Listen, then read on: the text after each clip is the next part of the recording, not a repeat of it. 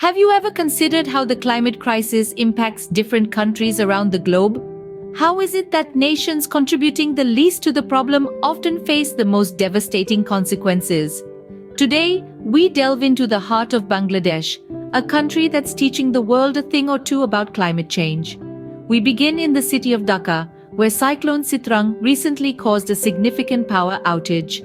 This event underscored the harsh realities of climate change, with Bangladesh's low-lying coastal region being particularly vulnerable to flooding, cyclones, and sea level rise.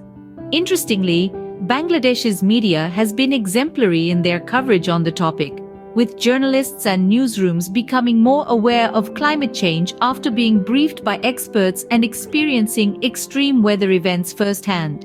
In contrast to other global superpowers, the average person in Bangladesh is well informed about climate change, thanks to the media's comprehensive coverage. Let's move on to the story of Tahsin Uddin, a climate activist in Bangladesh, who has already lost one family home to coastal flooding and expects his current home to be submerged in the next few years.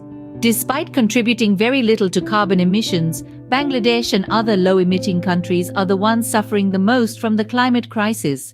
By 2050, over 20 million Bangladeshis will be displaced, and nearly 20% of the country's land will be underwater due to rising sea levels.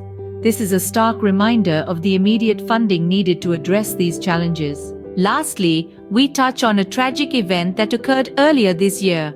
Farhan Tauheed, a 19-year-old Texan of Bangladeshi descent, and his brother Tanvir formed a murder-suicide pact, resulting in the death of 6 family members.